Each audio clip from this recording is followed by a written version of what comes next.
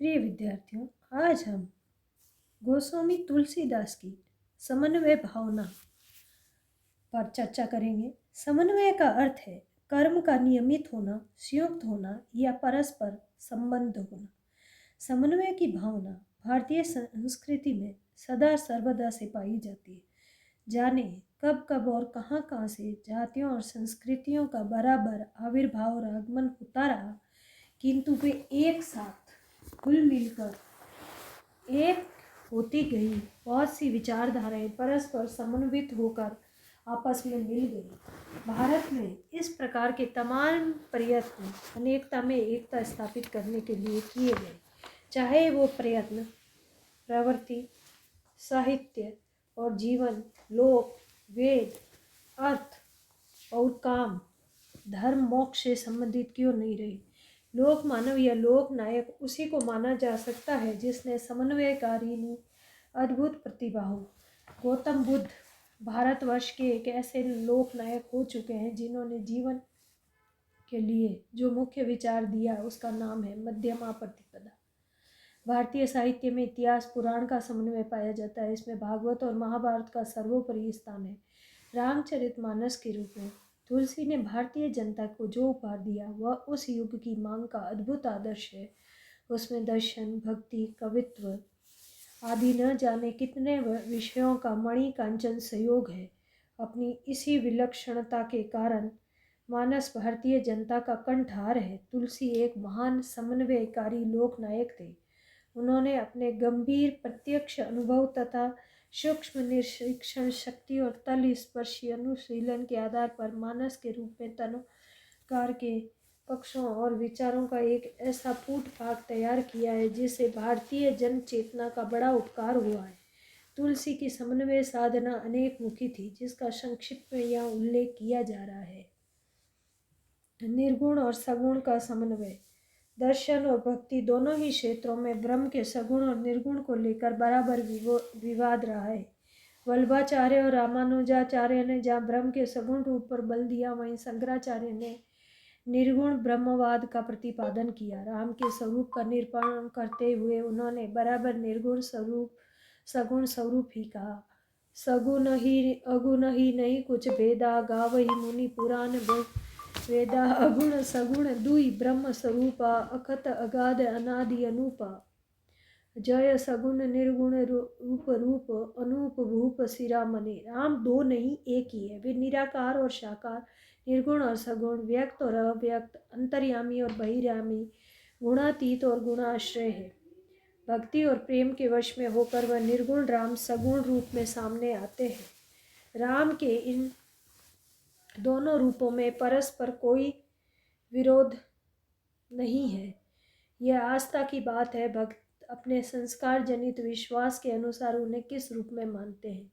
मानस में चित्रित भक्त राम के सगुण रूप के उपासक है। सगुण रूप की उपासना निर्गुण रूप की उपासना से ज़्यादा अच्छी मानी है, क्योंकि भक्त भगवान को अपने चारों ओर देखना चाहता है। संकट में उनसे मुक्ति पाने की अभिलाषा भी रखता है। इसीलिए गोसाई जी ने एक जगह कहा है कि अंतर्यामी की अपेक्षा बहिर्यामी प्रभु का रूप श्रेष्ठ है। अंतर जामहु ते बड़ बाहर जामी है, राम जे नाम लिए तो। द्वैत और अद्वैत का समन्वय। तुलसी के समय में वेदांत का बड़ा प्रचार था।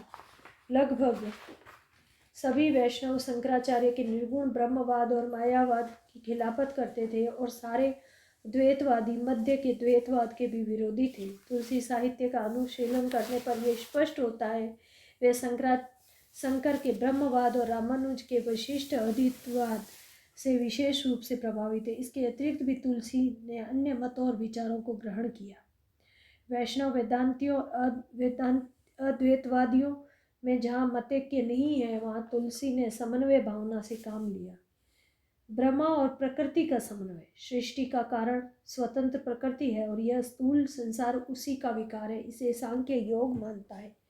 माया की कल्पना अद्वैतवाद के अंतर्गत जगत के मिथ्यात्व के विवेचन के लिए की गई है। इस जगत को माया की विक्षेप शक्ति का कार्य माना जाता है। माया उस पर ब्रह्म की शक्ति है, उसी के द्वारा इस विश्व का निर्माण होता है, ऐसा वैष्णव जन मानते हैं। सृष्टि की प्रक्रिया के संबंध में तुलसी ने वैष्णव वेदांत वाली माया और सांख्य योग की प्रकृति को समन्वित किया है। वे रामाधीन प्रकृति को माया से अभिन्न मानकर दोनों को एक सूत्र में पिरोते हैं। तुलसी ने ये माना है कि मीमांसकों के द्वारा निरूपित कर्म और सेवों की चित्त शक्ति और वैशेषिक के काल और परमाणु ये सब रामाश्रित है। इन सब के बीच उन्होंने समन्वय स्थापित करने का सफल प्रयास किया। जगत के सत्य और असत्य का समन्वय। जगत सत्य है ऐसी मान्यता पांच रात आगम, वैष्णव, वेदांत, सांख्य योग, पाशुपत मत में है। शंकर मत के अनुयायी और माध्यमिक बौद्ध जगत के सत्ता माई का आभास मात्र मानते हैं। तुलसी की दृष्टि में वे जो अनात्मवादी और अनिश्वरवादी बौद्ध हैं निंदनीय है। उनको छोड़कर उन्होंने दोनों अन्य मतों में समन्वय स्थापित किया। वेदांतियों से संबंधित उनकी कुछ उक्तियां इस प्रकार देखी जा सकती है। रजत सी पमऊ भास जिमी जता भानु कर डारी जग नभ वाटिका रही फल फूली रे। झूठो है झूठो सदा जग सत कहत जे अंत लहा है आदि। तुलसी ने जगत की सत्यता के प्रतिपादन के लिए राम से अभिन्न है, इसलिए उसकी स्थिति मिथ्या नहीं हो सकती। राम से पृथक लगने वाला उसका कार्य परिवर्तनशील होने के नाते झूठा है। जब भक्त में ज्ञान का उदय हो जाता है तो सारा संसार राममय दिखाई देने लगता है। ऐसी स्थिति में विरोध का सवाल ही नहीं उठता। निज प्रभु मई देखी जगत के ही सन करे ही विरोध। तात्पर्य ये कि तुलसी ने द्वैत और अद्वैतवाद का बड़ी कुशलता से अपने ग्रंथों में समन्वय किया। यद्यपि जगत और राम अभिन्न है, लेकिन व्यवहारतः उनमें भेद की स्थिति भी है। विद्या और अविद्या का समन्वय। यद्यपि अद्वैतवाद के अंतर्गत माया और अविद्या को पर्यायवाची माना गया है, तथापि वैष्णव को ऐसा स्वीकार नहीं है। ये आचार्य सगुण ब्रह्म की शक्ति को माया मानते हैं। तुलसी ने माया संबंधी इन दोनों दृष्टिकोणों का समन्वय किया है। विद्या तथा अविद्या माया के दो रूप है। तुलसी ने जिस अविद्या माया का वर्णन किया है वह अद्वैतवादियों की माया है, इसलिए उन्होंने इसे मिथ्या भी कहा है। इससे प्रायः लोग ये समझने लगते हैं तुलसी शंकर मत के अनुयायी है। तुलसी ने जिस विद्या माया का जिक्र किया है वह शंकराचार्य की माया से पृथक है, क्योंकि वह संसार का निर्माण नहीं करती है, न ही भक्तों का कल्याण करती है। तुलसी ये मानते हैं माया राम की भाव रूपा भिन्न शक्ति है। कर्म, ज्ञान और भक्ति का समन्वय। कर्म, ज्ञान और भक्ति का ठीक ठीक समन्वय ही जीवन की पूर्णता का दूसरा नाम है। इसी कारण अनेक साधनों पद्धतियों में इन तीनों के समन्वय की बात कही गई। तीनों एक दूसरे से इस प्रकार जुड़े हैं कि इनको अलग नहीं किया जा सकता। ज्ञान और भक्ति की उत्पत्ति विकृत मन में संभव नहीं है। सत्कर्म करके इस विकृत मन को निर्मल बनाया जा सकता है। सदाचार एक स्वच्छ सामाजिक व्यवस्था का आवश्यक अंग है। तुलसी ने लंका में जिस धर्ममय रथ की चर्चा की है, इस जीवन संघर्ष में उसी के पालन से सफलता मिल सकती है। तुलसी ने इन तीनों का समन्वय पर बहुत बल दिया। यदि मुक्ति प्राप्त करनी है तो ज्ञान और भक्ति ही इसके प्रमुख साधन है। योग, वैराग्य, कर्म आदि इन साधनों के साधन माने जा सकते हैं। ज्ञान को शंकर वेदांत और सांख्य योग में सृष्टि माना गया है। वैष्णव आचार्यों ने भक्ति को सर्वोपरि माना है। तुलसी ने भक्ति को विरति विवेक युक्त माना है और ज्ञानी भक्त को उत्कृष्ट माना है। श्रुति समंत हरि भक्ति पथ संयुत विरति विवेक राम जगत भगत जग चारि प्रकारा सुकृति चारि अनग उदारा कहूँ चतुर कहूँ नाम आधारा ज्ञानी प्रभु विशेष प्यारा। भाग्य और पुरुषार्थ का समय। भाग्य और समन्वय। भाग्य और पुरुषार्थ के बारे में बहुत पहले से विभिन्न प्रकार के मत पाए जाते हैं। कुछ विद्वानों का विचार है काल, स्वभाव और देव आदि भाग्य और पुरुषार्थ की फल प्राप्ति का कारण है। पुरुषार्थ और भाग्य संबंधी इन विविध मतों का हम भाग्यवाद या देववाद, पुरुषार्थवाद तथा समन्वयवाद के अंतर्गत मान सकते हैं। इन तीनों वादों से संबंधित उक्तियां तुलसी के साहित्य में मिलती है। पुरुषार्थ पूरब कर्म परमेश्वर पर धान तुलसी पेरत सरित जू सब ही काज अनुमान। वास्तव में तुलसी मध्यकाल के सबसे बड़े समन्वयवादी चिंतक कवि थे। जीवन मुक्ति और विधेय मुक्ति का समन्वय। द्वैतवादी ये मानते हैं कि देहावसान से पहले जब आत्म साक्षात्कार हो जाता है तो आत्मा जीवन से मुक्त हो जाती है, लेकिन प्रायः वैष्णव आचार्य ऐसा नहीं मानते। विदेह मुक्ति भी अनेक प्रकार की होती है। तुलसी जीवन मुक्ति और विधेय मुक्ति का सम्यक समन्वय करते हैं। उनके समन्वय में इन दोनों मुक्तियों में कोई भेद नहीं है। जिसे मनोमुक्ति कहा गया है वह ज्ञान और भक्ति के उदय होने पर संभव है। इसी प्रकार तुलसी ने अद्वैतवादी मानने का प्रयास किया है। तुलसी ने किसी दर्शन विशेष के बारे में बंद करना ठीक नहीं माना जा सकता। तुलसी ने जीव नित्य के ही लागा बहु तुम रोगा में जिस जीव की बात कही है वह अद्वैतवाद के जीव से बिल्कुल पृथक है। अद्वैतवाद के मुताबिक जीव असत्य है, वह चैतन्य का बुद्धिगत प्रतिबिंब मात्र है, लेकिन तुलसी के अनुसार जीव अविनाशत चेतन घन आनंद राशि है। ये सही है, उन्होंने अद्वैतवाद से विचार लिए हैं, लेकिन ये भी सही है उनके साहित्य में अद्वैतवाद के विरुद्ध उक्तियां भी बहुत सारी पाई जाती है। इसलिए तुलसी को अद्वैतवादी न मानना ही अधिक संगत है। शैव, शाक्त और वैष्णव भावना का संगम। तुलसी युग प्रबल धर्म संप्रदाय का युग था जिसमें 3 धर्म संप्रदाय थे प्रमुख थे। तुलसी ने समझबूझकर इनमें प्राप्त परस्पर विरोधों के बीच समन्वय स्थापित किया।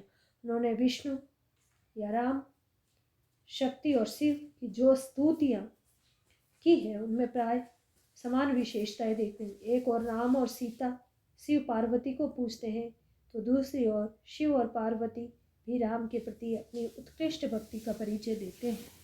तुलसी ने अपनी समन्वय भावना से प्रेरित होकर शिव और पार्वती को मानस में वक्ता और श्रोता के रूप में प्रस्तुत किया। हरिशंकरी नाम से विनय पत्रिका में पाई जाने वाली रचना भी इसी मनोभाव से रची गई है। राम सर्वोपरि आराध्य देव है। तुलसी ने अपनी समन्वय भावना से प्रेरित होकर ही शिव, पार्वती और राम के विषय में इस प्रकार लिखा। शंकर प्रिय मम द्रोही, शिव द्रोही मम दास, ते नर करही कल्प भरी, घोर नरक महु बास, जहाँ लगी साधन वेद बखानी, सब कर फल हरि भगत भवानी, नाथ कृपा मम गत संदेहा, राम चरण उपजेऊ नव नेहा। व्यक्ति और समाज का समन्वय। भक्ति और मुक्ति की प्राप्ति सामाजिक नहीं व्यक्तिगत चिंतन है। तुलसी ने अच्छे से अच्छे भक्त को प्रतिपाद्य माना। ऐसा करते समय उन्होंने इस बात पर विशेष दिया जो सभ्य समाज में रहता है उसका कर्तव्य है, जिस समाज में रहता है उसके लिए कुछ न कुछ अवश्य करे। तुलसी ये जानते हैं व्यक्ति को अपने आचरण और अपने कर्तव्य से न केवल अपनी उन्नति, अपना ही उत्कृष्ट करना है, अपितु उसे समाज को भी आगे बढ़ाना है। और इसीलिए व्यक्ति को अपने और समाज दोनों के संदर्भ में बहुत उदात्त होना चाहिए। तुलसी ने साधु या सज्जन के रूप में जिस व्यक्ति की कल्पना की है वो व्यक्ति इसी प्रकार आदर्श प्रस्तुत करता है। व्यक्ति और समाज आत्म पक्ष और लोक पक्ष के सदृश है। दोनों का समन्वय जब तक नहीं होगा तब तक समाज ठीक से नहीं चल सकता। इस प्रकार से सामाजिक व्यवस्था की उन्नति के लिए आवश्यक है कि व्यक्ति और समाज में समन्वित रूप से अग्रसर हो। साधु मत और लोक मत का समन्वय। तुलसी ने जिस धर्म और भावना की बात अपने साहित्य के माध्यम से सबके समक्ष रखी उसमें साधु मत और लोक मत का सम्यक समन्वय हुआ है। वो व्यक्तिगत धर्म साधना जिसमें सज्जनों ने शील का प्रतिपादन होता है साधु मत है। कोई भी व्यक्ति हो यदि उसके आचरण में केवल सात्विकता पाई जाती है और लोक संबंधता नहीं है तो वो मात्र सात्विकता काफी नहीं। तात्पर्य यह है कि लोक मत के अनुसार उसके सात्विक शील सदाचार का होना अति आवश्यक है। इसी के तहत राम ने उस सीता को निर्वासित किया जिस सीता की अग्नि परीक्षा पहले हो चुकी थी।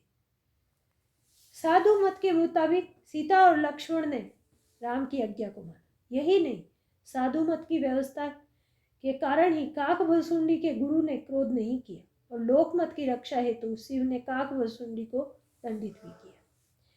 वेद शास्त्र और व्यवहार का समन्वय। बार बार तुलसी ने अपनी रचनाओं में वेद पुराण आदि की आप्तता का उल्लेख किया है। तुलसी ने जहाँ पात्रों का उल्लेख किया वह सभी पात्र वेद शास्त्र की बातों को अपने व्यवहारिक जीवन में उतारते हैं और उनमें समन्वय स्थापित करते हैं। लौकिक रीतियों और वैदिक रीतियों का समन्वय, इसीलिए अनेक संस्कारों और अनुष्ठानों के माध्यम से तुलसी ने प्रस्तुत किया। भोग और त्याग का समन्वय। यदि भोग को एक धर्मशील की भांति त्याग सहित भोगा जाता है तो उसे आदर्श भोग माना गया। तात्पर्य, भोग को अनासक्त भाव से भोगा जाना चाहिए। भोग संबंधी दूसरी बड़ी बात यह थी कि वह एक ही व्यक्ति तक सीमित न रहकर दूसरे भी उसमें साझीदार बने। त्याग पूर्वक भोग की भावना का चित्रण राम राज्य के प्रसंग में देखने को मिलता है। राम स्वयं आदर्श भोग और त्याग का समन्वय प्रस्तुत करते हैं। राम को अश्वमेध के बाद जो संपत्ति मिली उसे उन्होंने द्विजों में बांट दिया। तुलसी ने प्रवृत्ति और निवृत्ति का मार्ग का भी समन्वय किया। प्रवृत्ति ग्रस्त जीवन और निवृत्ति संन्यास जीवन का द्योतन करती है। राजा और प्रजा का समन्वय। उसी तुलसी के काव्य में राजा और प्रजा के बीच का पर्याप्त तालमेल है। तुलसी साहित्य में इस बात के प्रमाण मिलते हैं कि उस समय के राजा और बादशाह अपने कर्तव्य से गिर गए थे और उनका शासन किया था मानव पशु शासन था। जैसा राजा होता है वैसी प्रजा होती है, लेकिन उस समय की प्रजा ने अपने कर्तव्य से च्युत और पतित हो गई थी। समाज की ऐसी दुर्दशा को देखकर तुलसी कम चिंतित नहीं थे, इसीलिए उन्होंने राजा और प्रजा को समन्वित रूप में प्रस्तुत कर राम राज्य जैसी सुंदर राज्य की कल्पना की, जहाँ दैविक और भौतिक तीनों प्रकार के तापों से तप्त कोई व्यक्ति दिखाई नहीं देता है। राम राज्य की प्रजा निरंतर धर्मरत रही और राम अपने नागरिकों का पालन करते थे। सुनहु सकल पुर जन मम बानी, कहो न कछु ममता उर ठानी, नाहि अनित नहीं कछु प्रभुताई, सुनहु करहु जो तुम ही सुहाई, जो अनिति कुछ भासो भाई, तो मोहि बर जऊ भई बिसराई। इस प्रकार तुलसी का जो संपूर्ण साहित्य है वो एक समन्वय का उत्कृष्ट उदाहरण है। तुलसी ने अपनी कविता में एक और मोक्ष शास्त्र और दूसरी ओर समाज हित का अद्भुत समन्वय किया है। यह उनकी समन्वय साधना ही है जिसने असाधारण महत्ता, असाधारण लोकप्रियता और असाधारण सफलता प्राप्त की। धन्यवाद।